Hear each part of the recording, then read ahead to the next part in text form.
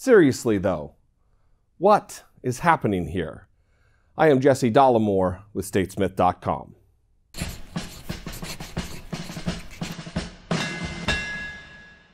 Yesterday, Donald Trump hosted the president of Sweden at the White House. And as is tradition, they answered a couple of questions each from the media in the East Room. There was one answer, if that's what we're going to call it, from Donald Trump, which was very problematic, and it isn't being covered enough. Donald Trump was asked by a Swedish journalist about what he thinks Sweden should learn from how the Russian influence campaign affected the presidential election in the United States.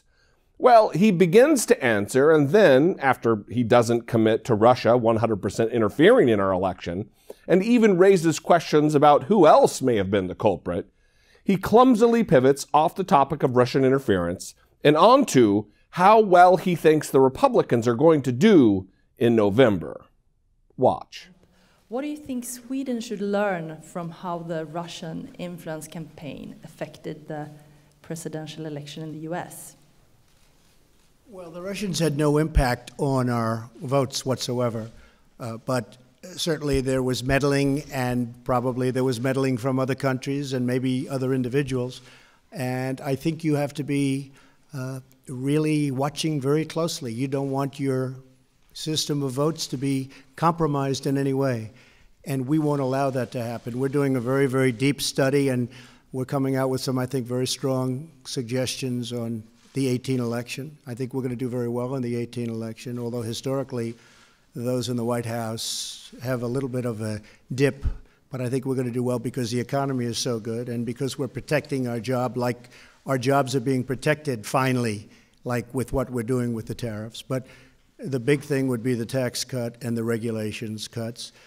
Also the judges. I mean, we have outstanding judges. Judge Gorsuch in the Supreme Court and many, many judges going onto the bench all over the country. So I think we're going to do very well. And I think it'll be a tremendous surprise to people how well it's. The economy is so good. Jobs are so good. Black unemployment, Hispanic unemployment at all-time lows. I mean, we're really doing well. So based on that, I guess we should do pretty well, and I hope so. But you have to be very vigilant. And one of the things we're learning is it's always good.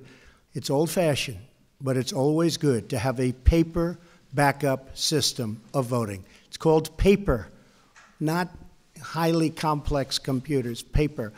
And a lot of states are doing that. They're going to a paper backup, and I think that's a great idea. But we're studying it very closely. Various agencies, including Homeland Security, are studying it very carefully. But are you worried about Russia trying to meddle in the midterm election? No, because we'll counteract whatever they do. We'll counteract it very strongly. And we are having strong backup systems. And we've been working actually, we haven't been given credit for this, but we've actually been working very hard on the 2018 election and the 2020 election coming up. Thank you very much. Mr. Levean. So again, a man who at this point in time, after all the evidence we've seen, refuses to admit that Russia meddled in the 2016 presidential election. He's either complicit or an imbecile. A man who works this hard to take the heat off Russia by bringing up other possible culprits with zero evidence or specificity is either involved or a moron. A man who so sloppily and brazenly on the world stage avoids questions of Russia's verified involvement in election interference is either guilty as hell or stunningly stupid. And the most alarming part of this is the fact that while he's yammering on about it's called paper ballots, the Russians are gearing up and actively threatening another attack on our free and fair elections in November. And what has Donald Trump done to protect our electoral system? Nothing. The head of the NSA, Admiral Mike Rogers, said that exact same thing the other day in testimony on Capitol Hill. Is Russia attempting to achieve a strategic objective by influence U.S. public opinion on elections? Yes, sir. I believe they're attempting to undermine our institutions. Now, aside from our intelligence agencies operating under a presidential funding, are there any other organizations other than the Cyber Command Cyber Mission Forces that have the authority and capability to disrupt Russian election hacking operations where they originate? Does the FBI, DHS all the states, the private sector have such authorities or capabilities?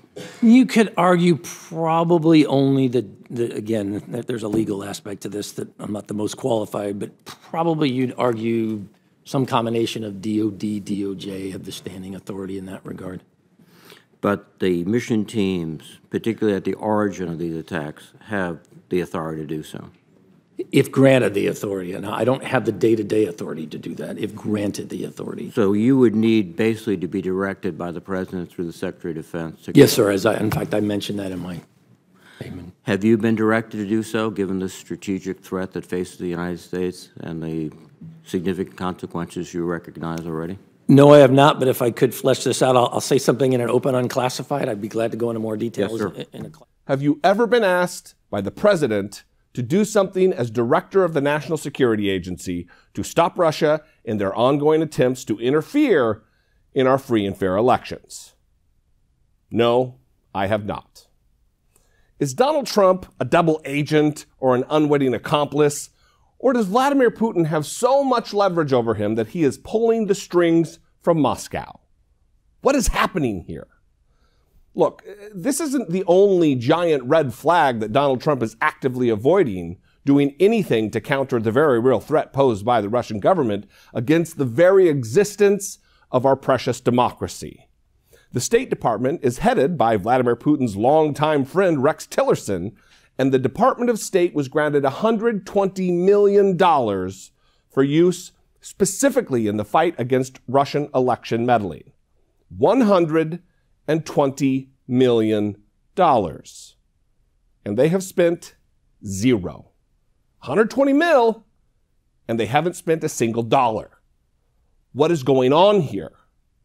There must be some alarm bells ringing on Capitol Hill, somewhere in Washington, D.C. Donald Trump is a clear and present enemy to the United States of America and a clear ally to Vladimir Putin and his team of Russian oligarchs who funded and orchestrated this attack against us. Look, November is only a ways away, and it is time to mobilize and sweep these un-American Republicans out of their seats and put in candidates who will do something to safeguard our elections, who will do something to safeguard our country. Candidates who will ensure we leave a system of free and fair elections to our children and their children.